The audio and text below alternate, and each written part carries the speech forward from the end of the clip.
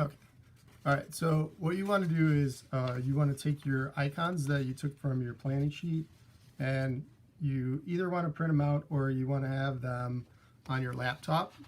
So I'm just going to show you the ones that I printed out. If you go to, if yours are photographs or something like that, you need to come up with a symbol that represents that thing. So I would suggest that you go to Google image search and search for that same thing and enter the word icon.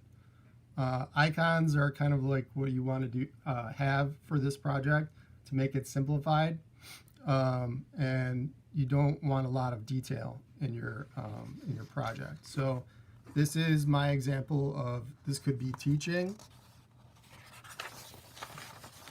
and if you go and you find these icons, you want them really simplified. You can see here I have a painter. I personally don't know any artists who wear berets, so I don't know why that was a thing. Maybe back in France or whatever, but I don't wear a beret. But you have a painter's palette here, just very simplified shapes. That's what we're looking for. So I think I mentioned that I collect things, and my favorite character is Boba Fett. So I found a very simplified symbol icon of Boba Fett. I have a camera here. That was another influence on me. I mentioned that I like to climb trees when I was a kid. So I just wanted to find a very simplified version of the tree. And then my last symbol was school. So here's just a symbol of a graduation cap. There are a lot of different ones that you can find, and so the simpler the better. Okay. So there's a couple of ways that you can do this to transfer this into your drawing. You could either just look at what you have here and draw directly into your paper, but I want you to also think about the arrangement or composition of that picture. So because this is a journey, the Songlines is a journey of people and how they kind of went from one place to another, and this is kind of like your journey as a sixth grader. You want to be able to have the viewer kind of know that there is some kind of flow or repetition or rhythm to your artwork. So you want to arrange your things not just kind of like randomly around the paper, but in some kind of specific order. So if I'm starting with when I was a kid, I would start with my tree. That would be my first kind of starting point. So there's a couple different ways that, like I said, that you can add your icons in here. One way is to either just, like I said, you're just looking from that picture and drawing it in there. And depending on the size of your paper, you're going to have to determine how big that's going to have to be. So what I would do is just kind of draw very lightly what you're going to be adding to the paper. So I'm just going to kind of copy what I have going on here already. And I'm just drawing that out very lightly with a pencil at first. You want to make sure that whatever you're drawing in your project is a solid shape. So it's something that you could fill in later with either paint, marker, whatever you're going to be making it with. If you don't have any paint, it's no big deal. I'm going to show you a bunch of different ways that you can add into your project to do that. Okay, so right there I have my tree, and I want to go to my next symbol.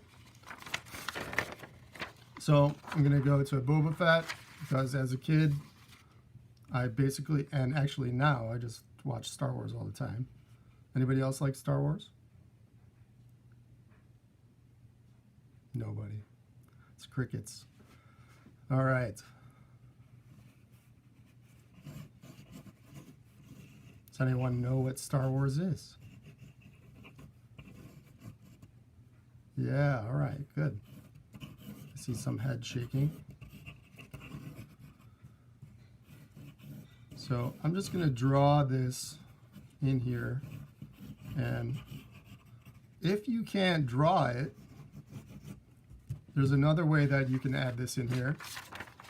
So you can actually just go over on top of the actual symbol with a Sharpie marker.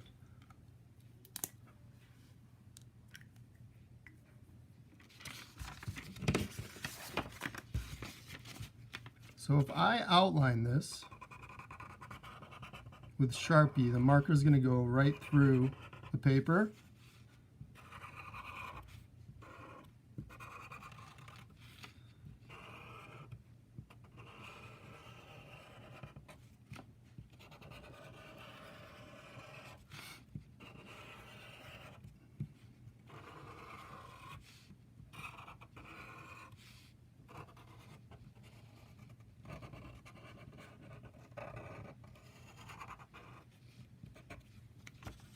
Okay, if I just outline that and I want to transfer that into my drawing, because I have, maybe I don't have a lot of confidence in my drawing, I'm going to go over the Sharpie that I just did with a bunch of pencil. Alright, so you're transferring this in here, going over on top, scribbling that over. If you flip it over, you should be able to see the Sharpie through the paper. And if I just position my paper right over on top of what I've already done, and I trace over this again with the pencil,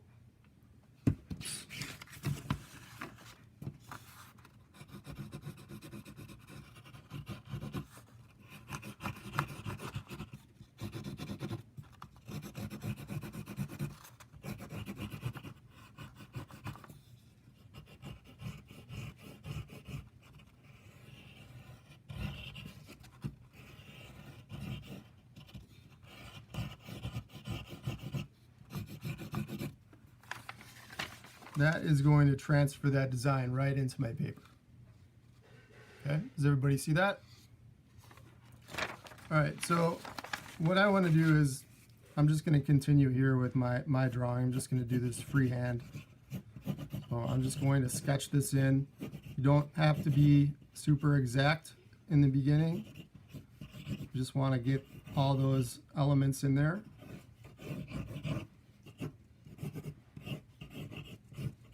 Just copying this in here.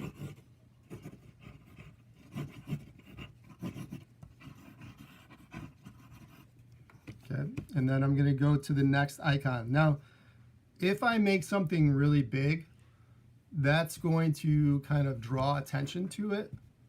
So you want to adjust the size of things so that not everything is the same size.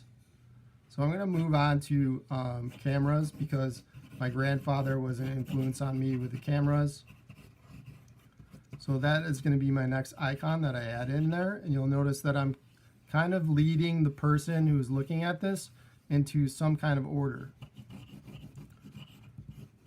And anytime you do any kind of art, you want to think about something that's called the rule of thirds. So the rule of thirds basically states that you're creating everything in a kind of a grid so that it's divided up into 3 sections going across horizontally and vertically. And most people will put everything right in the center. So I want you to try and avoid putting everything in the center and moving out from that, but have your icons kind of traveling around the edges more. Okay? Does that make sense?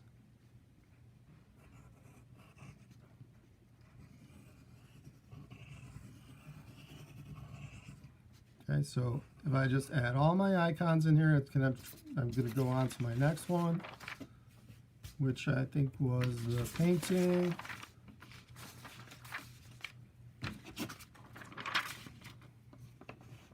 And you can have things like overlap in there if you'd like. They could be real close together. These two, painting and photography, were kind of like my 2 favorite things in college. So I'm going to make them about equal importance and about equal size. I'm just going to sketch that thing in there real quick.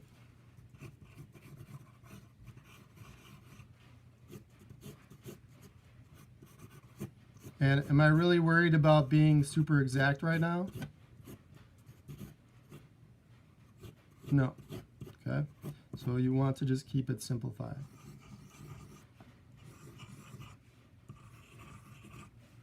Okay, so there's my symbol. And then the last one, I'm just going to kind of going back around in this kind of circular pattern, where I'm going to put this graduation cap here.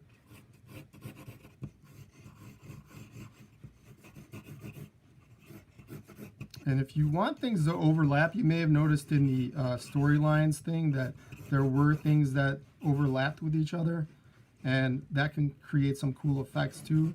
So you can overlap one drawing into another drawing.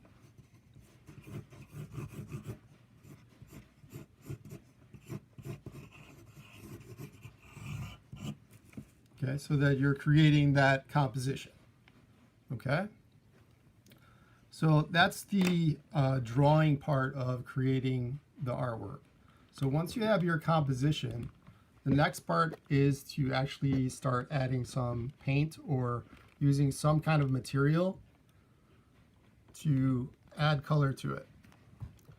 So the Aboriginals used, they would actually use sticks for their paintbrushes. They would chew the end of the stick, and they would use that to actually be their paintbrush.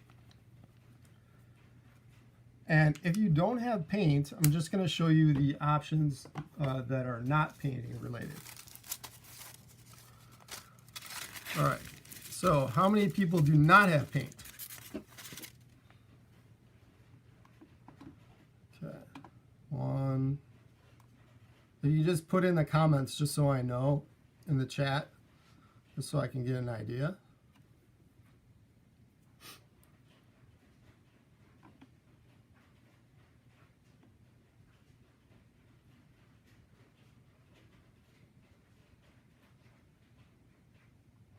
Okay. So if you don't have paint, here's an option here. Do you have washable markers? Okay, or any kind of Crayola markers. If you take washable markers, most of them now, I think they make them washable for easier cleanup. If you take some washable markers, the Aboriginals used the dots to create those effects. So I'm just going to show you, if I'm doing the tree and I'm using a washable marker, I'm going to be doing this entire thing in dots. So inside this pencil line, and this is why I'm not making a dark outline, is I'm just going to go around and I'm going to fill this in with those dots. And I want to do some kind of pattern in between. And yes, I will be posting this video. I am recording this video, and I will put it in the Google Classroom later today. So if you have to go to another meeting, that's cool. If you got to drop out, no big deal. If you can come back when you're done, that's fine also. So one way you can create it is with the marker using dots. I would also suggest that you use a wide variety of color. So try to do some kind of pattern. So you can go around with the markers. And you want all those dots to be separated. If you would like to do something that's more painterly, you can take those same washable markers and either take a plastic bag or some aluminum foil. You take a marker and you put a bunch of the color on the aluminum foil.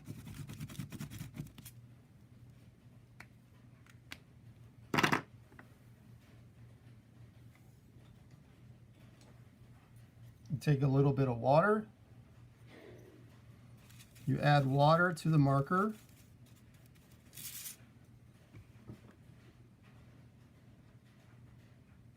And then depending on your brush, you can create your own watercolors using washable markers. Okay, so that would be another option if you don't have paint. If you have your own watercolor, that's another thing that you can do.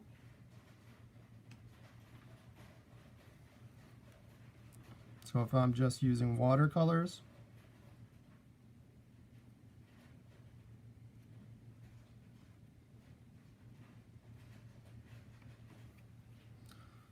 you do not have to use the same symbols that you used in the Google Doc if you find that you want to change up your idea or you have a better idea now. I'm always open to changing things up. Sometimes you have to edit what you're doing, or you find something else that you like more. So that's cool if you want to do that. So you would continue to do all of this using all those different supplies. Now, another good way to do this, if you do have paint, is you can use a paintbrush, certainly, but if you also have Q-tips, these are a good way to add those dots into that object. So if I'm doing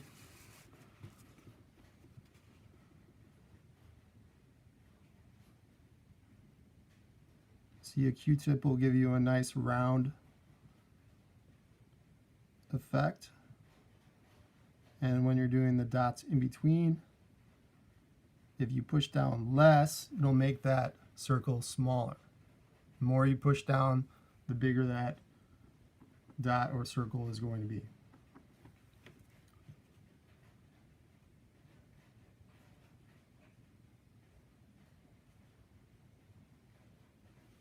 Okay, so when you're going around with a you should do some kind of pattern.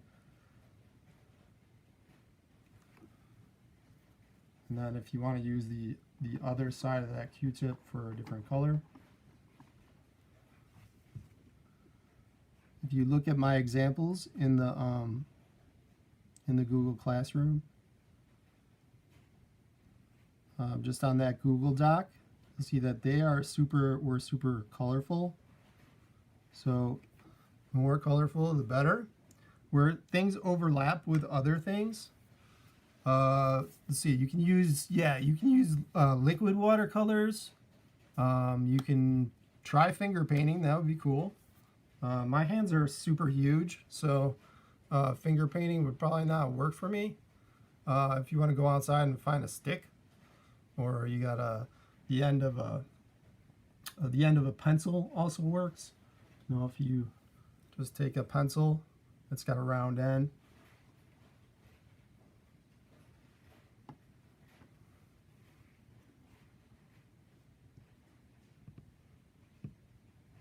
obviously that's going to make a much bigger circle. This is a drawing pencil, so it doesn't have an eraser on the back. But if you just take you cut off your pencil with probably a kitchen knife. I don't know if you could saw through with a kitchen knife, but probably. Don't hurt yourself. I'm not responsible. Okay, so you go around and you completely fill in all available space with dots.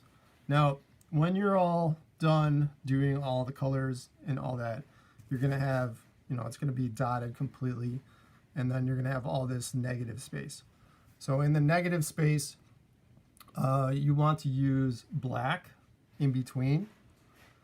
So there's a couple different ways you can do that. If you have markers, you can just fill in with markers.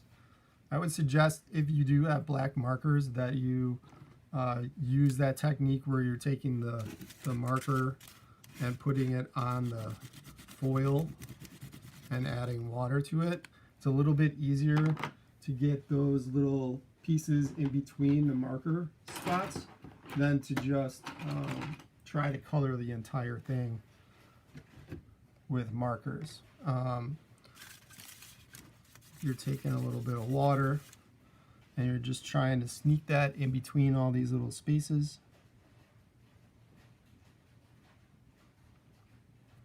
See, with the paper, you don't really need to do too much, just kind of getting it in between those little spots.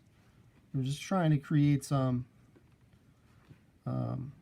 contrast between the super bright colors and everything else that's happening in the background. Now, I think I also mentioned that if you want to go even further with this and you don't have you don't want to do it on paper, you can do it on cardboard. Sometimes when you get an order from Amazon or something, you'll get this kind of like brown paper, or you have a brown paper bag, like a lunch bag. If you take this is kind of like a little bit more like the Aboriginal painting. They do it on bark or they do it on the ground. So if you just crumple this up, this is kind of representing that bark painting a little bit. But you can crumple that up and then you create your drawing on the brown paper, and then you do the same thing where you're just doing that with the dots. Okay. Does anybody have any questions about anything that I did?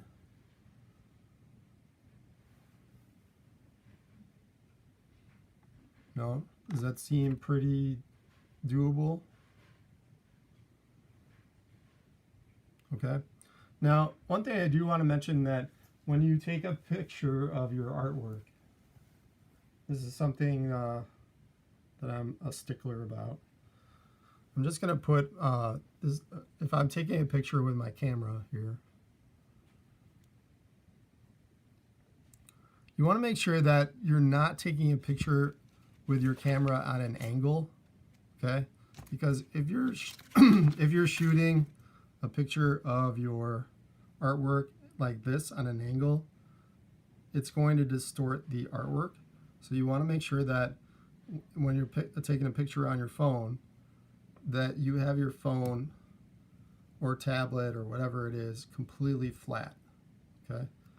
It should not be at any kind of angle. You want it to be horizontal and straight across here, okay?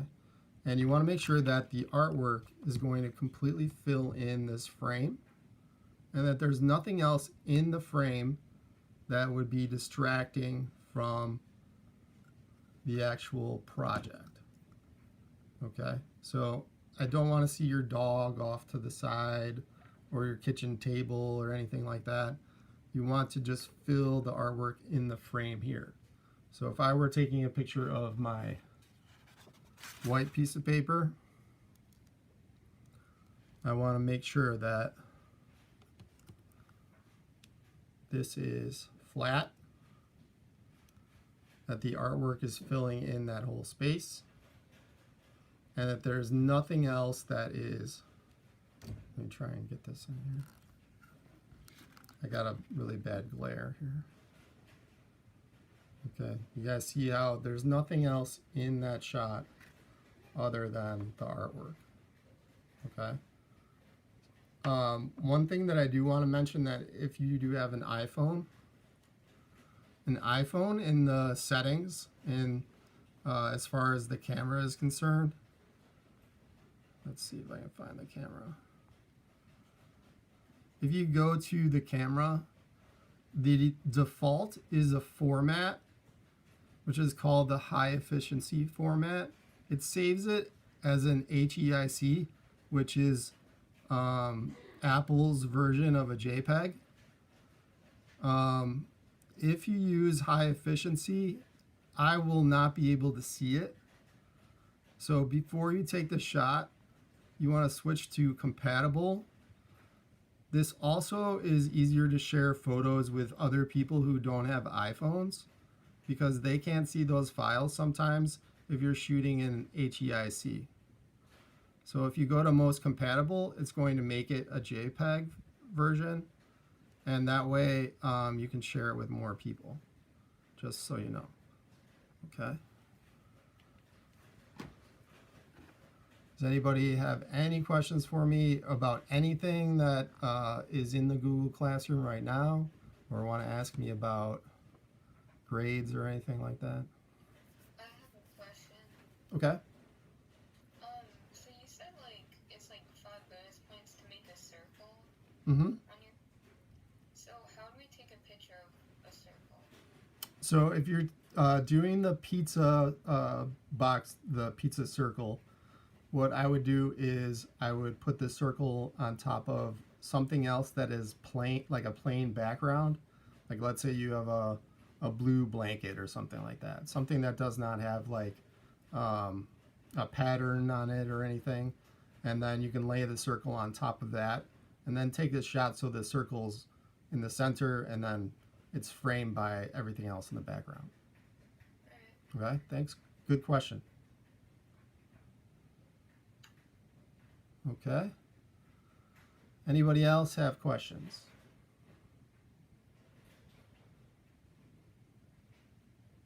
No, that's it. Okay, if that's all, then that's all I have for you today. Thanks for coming, and can't wait to see these.